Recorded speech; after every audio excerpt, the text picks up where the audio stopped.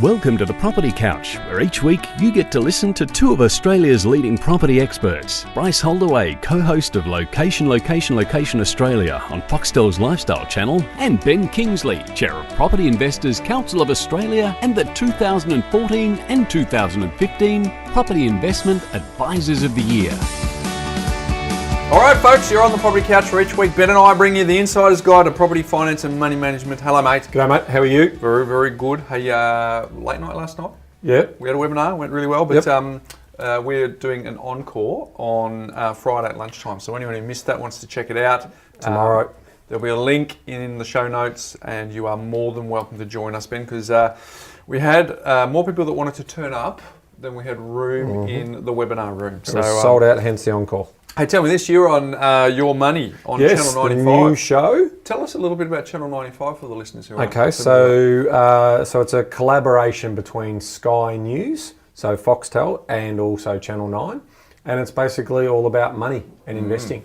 And you're on it? Yes, I was on Tuesday night, did a little segment. Yeah. So it's a new team, so Brooke and Chris are the hosts of that show. So I think you're on in a couple of weeks. So I am on a couple of weeks. So it's a new collaboration, but which just means free to wear.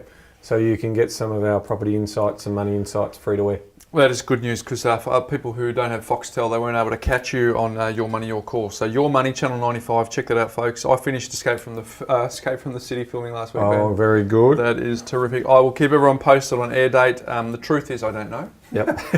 When are they going to air? But I'll let everyone know. And last week we had the successful launch of our Money Smarts platform, Ben. We had heaps and heaps and heaps of people. We're almost 1,000 people on the platform, Bryce. Wow. Almost 1,000 It's people. 1,000 people that are going to get financial peace within 10 minutes. And the book is in the shelves. It so is. if you buy it here. Reverse 10 seconds. Yeah.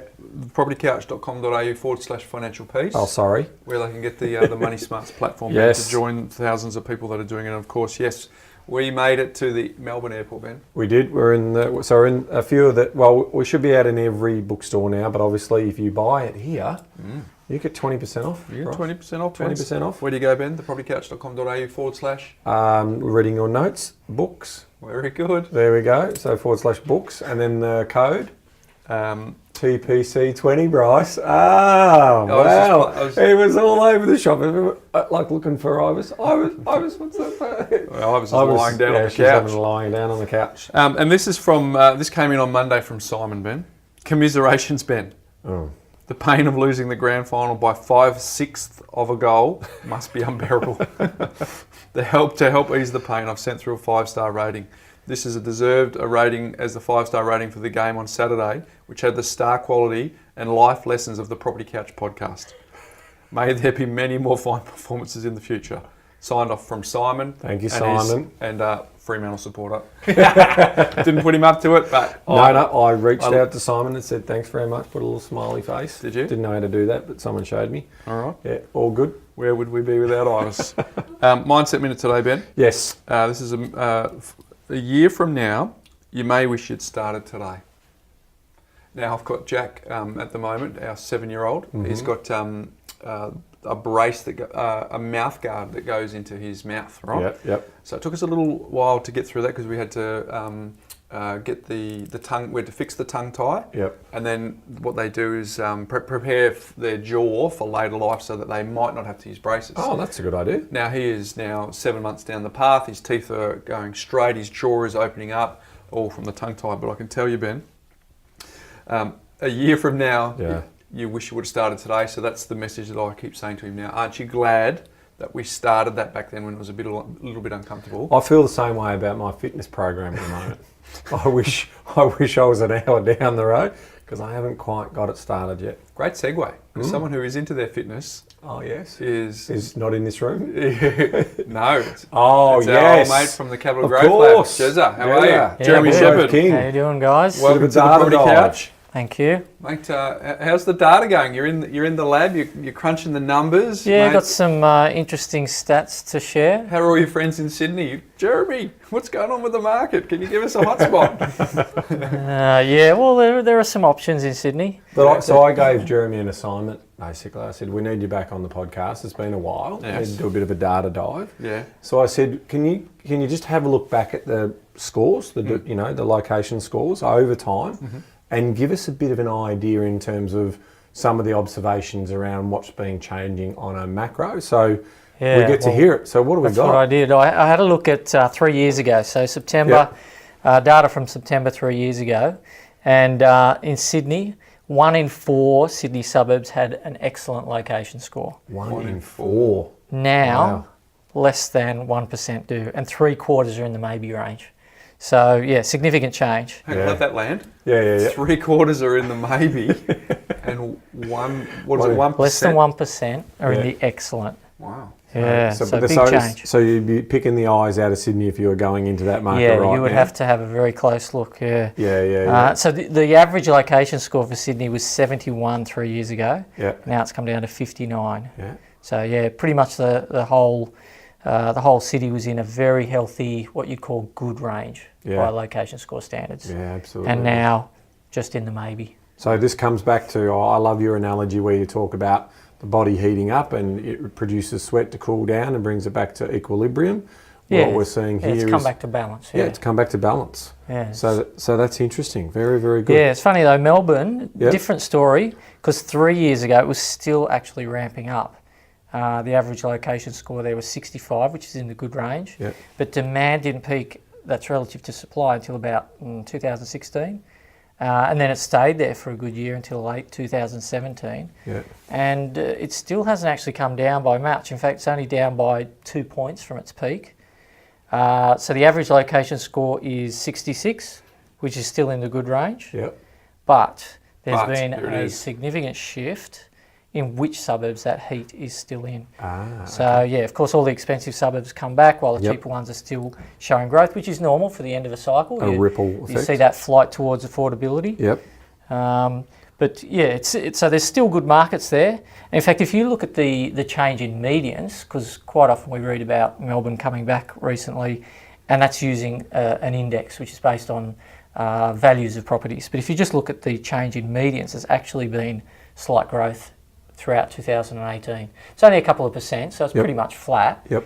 But it just highlights that, depending on how you look at the data, if you're looking at the expensive end, it's been a misery story. Yep. But if you're looking at the cheap end, it's been actually not too bad. Yeah, we find that on the ground. If you go into the inner east of Melbourne, for example, the clearance rate is really quite low. Yep. But you come back to the inner west or the inner northwest, and the clearance rate is still a very healthy level. And we're actually seeing it on the ground with the team when they're buying that they're still missing properties, Ben. Yep. They're still seeing competition for the good ones. But now is a good time to be in those markets. I even think, in Sydney and in Melbourne, you can, we're talking about an aggregate here, but if you find really good suburbs and you are playing the long game, it's a wonderful opportunity to pick up great assets that you are going to plan to hold for the next 10, 15, 20 years.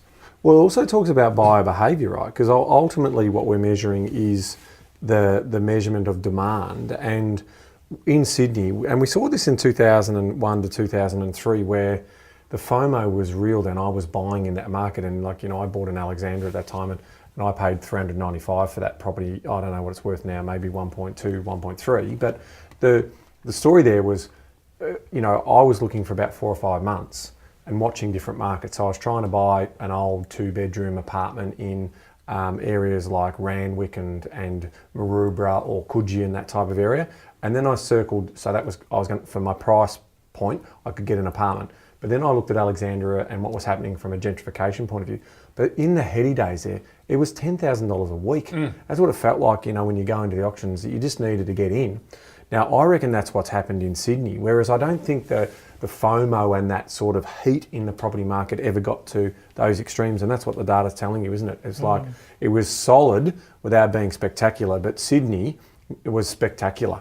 In terms of when it was flying, every suburb was cooking. Yeah. And the demand was... Very broad range of markets. Yeah. So there was obviously all this pent-up buyer demand, because Sydney was, when they introduced the investor tax back in 2000, and I think it was about 2006, 2007. The Labor government introduced this and it just zapped the market, right? And so property prices went flat, and they were pretty flat right through until around 2000. There was a little bit of growth, I think, in 2009, but not a lot.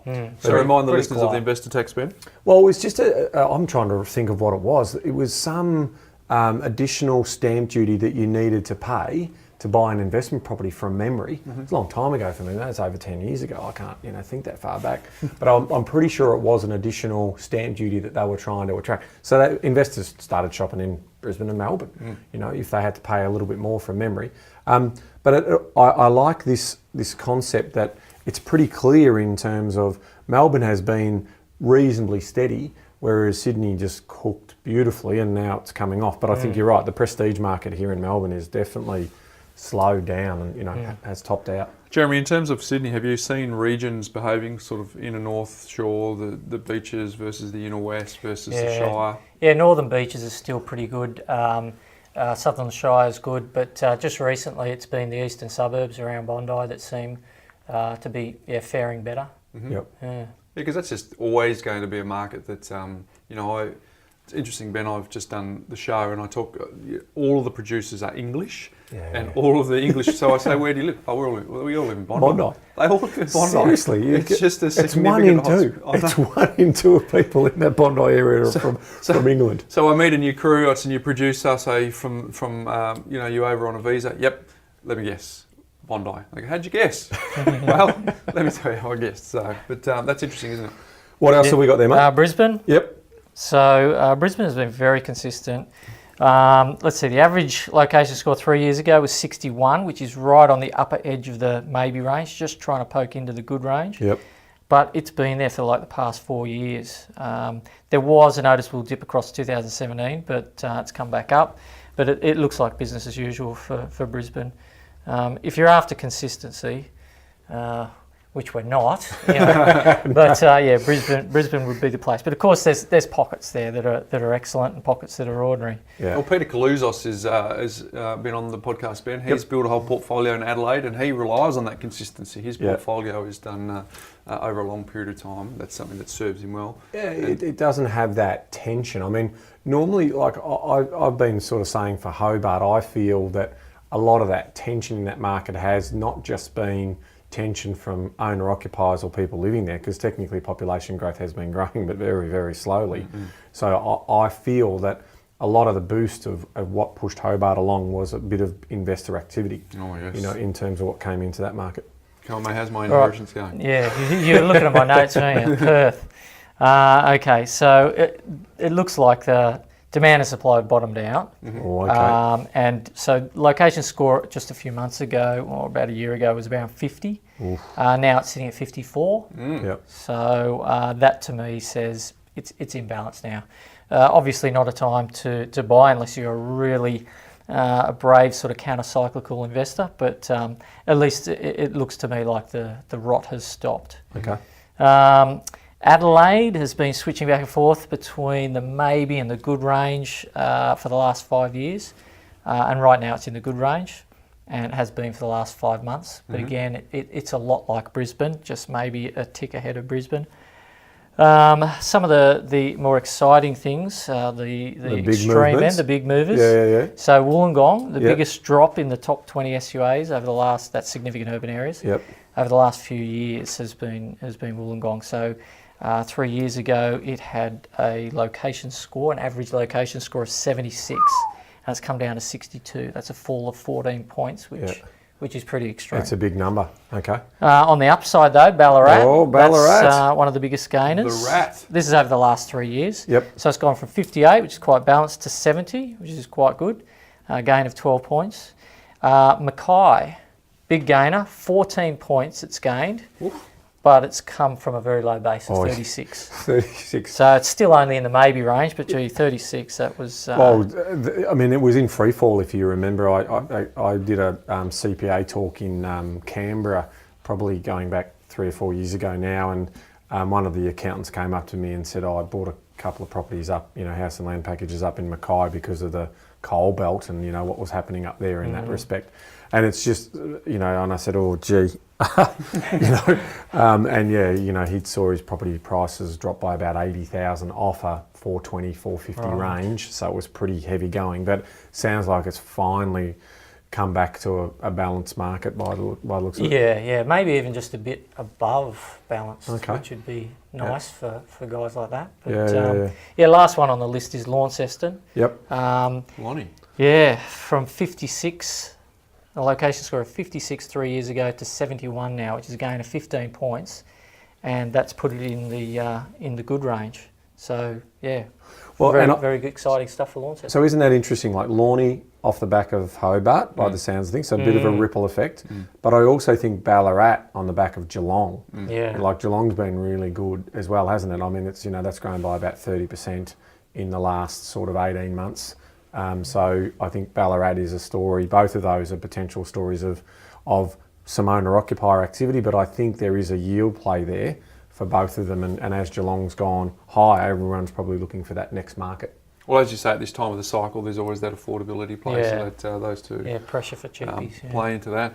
And I think from a lending point of view, there will be more focus on yield. You know, I suspect from an investor's point of view, given the tightening in lending policy, yield is going to play a little bit more of a part for people who want to add to their portfolio. So in the past, you know, you're able to add to your portfolio because lenders would assess the existing debt at current rates, which meant that we could get the borrowing power to get the second or third one. I think third, fourth, fifth properties into the future, yield is going to play a little bit more of a say, or you're just going to have to wait. You have to wait it out. You can't, you know, you won't be able to buy 4 properties in 7 or 8 years. You might have to buy 4 properties in 12, 15 years. Mate, very good stuff. Thank you very much for coming on. So if you want to learn more about Location Score, go to locationscore.com.au. And don't forget there's new features on Location Score. So we've got what you were talking about before, the significant urban areas. So our SUA tracker, where we track the top 50 markets across Australia. So the biggest cities across Australia, you can now get the updated report on that. And I think that's an important message here because that's where you should start your funnel. And also for our podcast listeners, all you need to do is we have one free SUA tracking report. Just to give them a sample, Ben. Just to give them a sample? Yep. So you just go to click on the show notes here and we'll take you straight to it. But you can also find it on the Property Couch website. Yep, absolutely. So check that out. But mate, thanks for coming out of the Capital Growth Lab. Oh, thanks for having me. Well, when we're going to see you in 3 months' time? No, hopefully not too far. Well, definitely before Christmas again. He's elusive, but always good to have you on. Thanks, Jeremy. Thanks, guys. All right, mate, very good stuff there from Jeremy. We've got a few Q&As that we want to hook into as well today, Ben. Yes. Yep, sounds good, mate. Let's get into it. I love Q&A. All right, so we have got one here, which I think is a really good question, Ben.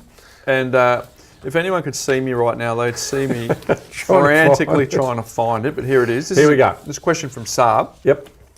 Hi Ben and Bryce, thank you so much for all the information you provide. Just a question on the Money Smart system. Yes. You talk about utilising the 55-day interest-free period on credit cards for the recurring payments for bills, etc. Yes. Do you think it would be more beneficial to utilise the promotional offers of some cards, such as 12 months interest-free on purchases? Yes. So rather than sweeping the balance of the credit card at the end of every statement period, in brackets monthly, you could potentially sweep every 6 months, for instance, allowing your money in the offset account to remain there for longer. Thank you in advance for your thoughts. Saab, you are 100% correct when it comes to wanting to keep the money in the offset and save that interest. And if you've got an interest-free period on any type of credit card, you should do that. Couple of things. You might be dancing with the devil, Ben. Well, you know, if you want to be a little bit more of an active money manager, you can dance around from card provider to card provider and look for these interest-free periods on purchases and so forth. The same with, you know, if you do need to replenish a couch or something like that, why not take advantage of the 6 months interest-free or 12 months interest-free period, so long as you diarise that payment and you make sure you've provisioned for it inside your Money Smart system, because the reality is twofold here. If you miss it, then the hurt is Whack. whack. You know, it is 22%, 16%, 22%, whatever it may look like. So, you know, you may undo your good work through just bad organisation around time management. But the other thing that you also need to be conscious of, Saab, is that we now have positive credit scoring, right? And every lender has access to your credit file based on the inquiries that you make around credit. And that includes credit cards. So if you are shopping from one card for 6 months to another card, doing balance transfers constantly, that will appear on your credit file. Ooh. All right. Now, lenders do look at that and they may make judgment calls in terms of whether they want to see you lending. Now, you might say, well, I'm not going to have a bad credit file, which is true. Like, in other words, if you haven't missed any payments and you're not paying any interest, your credit score should be good. However, some lenders don't have an appetite because they don't, you know, the reason why they're doing these promotional things is they want to get you on board, right? They absolutely want to get you on board and then stay and hopefully make some mistakes and we'll charge some interest. Kicks in, and that's what happens for most people. So our view when we're teaching the masses is to say, if you've got a professional package and you've got a complimentary credit card with that particular lender, it's obviously not costing you $60, $70 or $80 a year as an annual fee, then just use that one to start with. As you get more sophisticated in your money management, and if you want to try these more fancier, they're not exotic things to do, they're pretty common sense things to do. It depends on how big the balance is. Correct. Too. Like, is it worth the effort? If it is like significant, well then it will make a difference on your offset account. It will make a difference on the amount of interest that you save, and hopefully it will make a difference on paying your debt down quicker. But I think so. Great question. Thank you for that, Saab, and thank you for using the Money Smart system. You know, if you want to be more adventurous, that's what you do, but be careful. Because our mission is to do it in 10 minutes a month. Yeah, that's true. That's right. Most people don't want the extra stress. Yeah. All right, this one is from Erin. Erin has asked, hi guys, I currently have a brand new property which is my first investment. I've heard from people that it's best to only hold a property for 10 years due to the maintenance fees that start occurring after that length of time. Do you agree that after this time period it's beneficial to sell and move on, or keep it and pay for whatever upgrades are necessary? Well, Ben, it's interesting to know that if you sell it, you're going to pay capital gains tax, you're going to pay selling agents fees, you're going to pay professional fees, which could be far in excess of a 10-year maintenance program. Re-entry fees. So this, in a brand new property, for me, would suggest, but not 100% confirm, that it's a bit further out. But on a bigger sort of picture level here, I want to hold the property for as long as I comfortably can. And for me personally, I want to pass it on to my heirs. Right? Yeah, I want to live off the income. So therefore, plan to be a positive landlord. Make sure that you put a maintenance program in place. You put the right maintenance program in place. The items that you add that improve will be depreciable. The items that you repair will be deductible. If you add value or you keep it in better repair, you'll consistently get higher rents for it. So based on that, no, I don't agree. Yeah, I mean, you know, we provision 1.5% of the value of the property, indexing at 3% per annum as a cost to maintain that property in good lettable order. I would have thought, Erin, if you had to change that from my first investment property to my first car, different story. You know, technically we buy property because it's an appreciating asset for investment, and we can gear and we can get leverage and we can get better cash on cash returns. But if we're talking about something that depreciates in value like a car, absolutely the maintenance costs become less, so you may be better off. I mean, look, the true numbers suggest this. What you're better off doing is getting Ubers everywhere because you don't have to pay for petrol, you don't have to pay for all those other costs, but the convenience is not quite there yet, right? But I suspect in a share economy in the next 10 or 15 years, you can hold me to this, that we may not own cars anymore. We may be part of dealership groups that own multiple cars, and those cars come and pick us up and we go wherever we want to go. So there's definitely going to be some changes in private ownership when it comes to cars because they're depreciable, just like the way in which we roll our phone over. These sort of things are going to, I mean, Apple's looking at that. They're looking at, you just get the latest version and you're on a retainer. So that's the type of product that comes out. But when it comes to property, if my carpets are going to last me hopefully 12 to 15 years, or good wearing carpet, my floors, if they're tiles, are going to last me 20 or 30. They just might date, but that's the reliable and durable properties that we want. Yeah. What other things are going to give me maintenance? Yep, my water system. Hot water system's usually the one that goes. That's going to go every 8 to 10 years. What else is there? I mean, hopefully your roof is in good order. Hopefully there's no leaks behind the shower, all that sort of stuff. You're doing the preventative maintenance. It's just a break-even calculator here, Ben. It's an exercise. Because, I mean, if it's a $500,000 property and it goes up 1%, that's $5,000. So all things being equal, if it costs you less than $5,000 and it grows up, the break-even calculator says go ahead. Now, that doesn't take into account opportunity cost. I get that. But it just becomes an exercise in working out the actual costs. Because do you agree, or should I sell and move on? Work out how much it will cost to sell and move on, and divide that over 10 years and see if you're going to pay less than that as a maintenance. That'll give you the answer. A decent property is going to stand still for 100 years, right? Like the actual foundations, the frames and everything like that's going to last.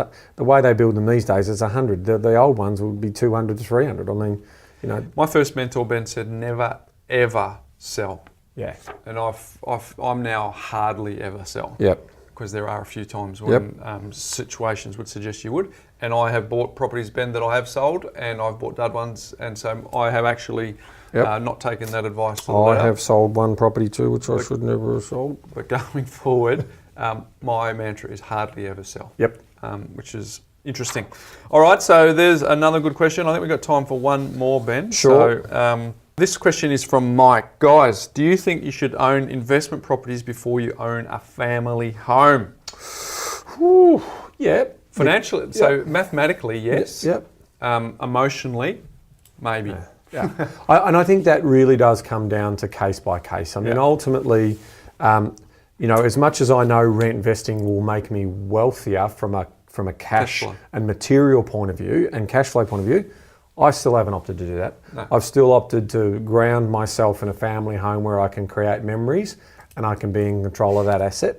But if I was young and I'm looking to live where I want to live, but also get my money working for me, then the reality is rent investing could be an opportunity for that person to consider.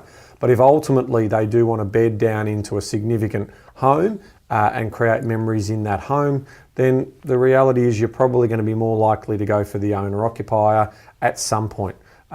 You can also think about this like a stepping ladder. Like, you know, how Jane and I did it is bought the house across the road from mum and dad, then we bought Sydney, then we bought Melbourne. So we'd lived in most of the properties in the earlier stages, right? So that had been our stepping stone to get to our ultimate. Did you live in Flemmo? Yeah. You did live in Flemmo? Yeah, we live in Flemmo. Yeah, that's right. So you know, and then obviously we built the portfolio up from that. So it is a case by case, but we used each one of those properties that grew in value to then get the next one. You know, but I just had some bad advice on that first one, which they said sell it because it was positively geared and I was paying too much tax, which is, hey, I'm $600,000 down by that decision because of what it would be worth today. So it largely comes down. One thing we'd say about if you're considering rent investing versus buying your own home, rent investing is if you're going to go down that path, it's hard to pivot. It's like the Titanic, isn't it, Ben? Once you've gone down that path, if you then want to throw a principal place of residence into the plan after that point when you've gone down that path, it makes it very difficult to if you've got a 7 to 10 year window, it's plausible, but anything under 7 years, it really financially sometimes doesn't make, you know, most of the time doesn't make sense. Not sometimes, most of the time it doesn't. Very good. So there we go. Had a few questions there stuck in, Ben, and also had Jeremy on with the data dive, which has been cool. Hopefully there's been some value that's served the listeners today. My life hack, Ben, is from Nick. He's written in to us. Okay, terrific. Hey guys, love the show. I've recently bought my first property using your never-ending fountain of wisdom to my advantage. So I just want to say a huge thank you for that. Just have a bit of a life hack for you that I use on a daily basis. When you're carrying a drink where the cup is very full, e.g. a coffee, Ben. Yes. You don't drink coffee, neither do I, so we have to talk about tea. Your green smoothie, Ben. No, that's not good. To minimise/prevent spilling the drink while walking, focus on your target rather than staring at your drink. And actually there's a whole bunch of metaphors that come off that. Yeah. But that's a good one for Stiggy because she's often every morning walking off to get her coffee, so let's make sure she focuses on the horizon. And the logic behind it is Just your horizon, Yep. and then you're not necessarily worried about or concentrating too much on it. Well, it's like when you're driving your car too, isn't it, Ben? When you first learn to drive, you're focused on what's in front of you, and your instructor's always saying, lift your eyes, make sure it steadies you a bit more. Same deal with the kids when they're on the bikes and on the scooters and all those sorts of things. So very good, Nick. I think it's Thank you very much. Yep. Focus your eyes on the forward, not the cup. Did you know? Did you know, Bryce? So 3 little did you knows for today. Go on. Firstly, for some reason, people who buy white cars are the safest cars. So there's less white cars involved in accidents. Really? Yeah, so I don't know what it is. Wouldn't it be interesting to see what the flip side is? Is it red? Because, well, Is red the most accidents? Good point. I think a lot of people might say, well, does that mean there's less white cars sold? I don't know the answer to that. The website didn't have that information for me. But it just said safest cars, colour is white.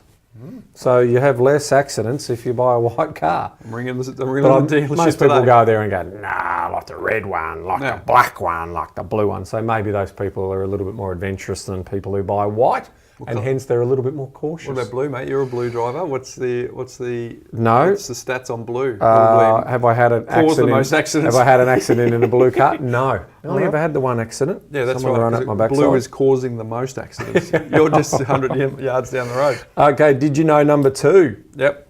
That the King of Hearts, Bryce, The King of Hearts. in a deck of cards, Yeah. is the only king that doesn't have a mustache. Did not know that. Did not know that either. Wow. Until I read that this morning, 2 minutes before I came on air. The others have moustaches. Yeah. Moustaches. Yeah, they've but all no, in November. no. Apparently the King of Hearts, none, clean shaven. Yeah. Okay. Last one, and this one, I brought the goal to the end. Everyone just turn off now because it's really not. Well, you're going to sign off in French. It's not a big finish. Yeah. Okay. You built that up, mate. Come on. In the English language, there are only 2 words that have 3 double letters in the words. Okay. So 3 double letters in a row. And that is keeper and bookkeeping. So there's double O, double K, double E, all in a row. 3 double O's, Are you asleep yet? No, I got it. But the thing is, only 2 words in the English language. It's only Did one you word know? with 2 different endings. Well, but that's a word apparently. It's a separate word. It is. So, bookkeeper, bookkeeping, double O, double K, double E. Mate, there you go. you've brought it. Sorry about that. You won't get that time back. Is this what happens in the off season for you? Just wait. What are we going to yarn about? I mean, how's all Darcy Moore staying? That's nice. How's all the Thanks, Darcy. How's all the Hanging listeners who just hate the fact that we banter on? Like, this is the best part of the season for them. Let us know we're not going to rabbit on about sport at the beginning. So very good, mate. Well done. So hopefully that's helped you today, folks. Keep those questions coming. Do it on SpeakPipe, Ben. You get straight to the top of the queue if you do it on SpeakPipe. And as we said, there's an encore tomorrow for our webinar if you want to check that out. But Ben, until next week. Knowledge is empowering, Bryce, but only if you act on it. See you later.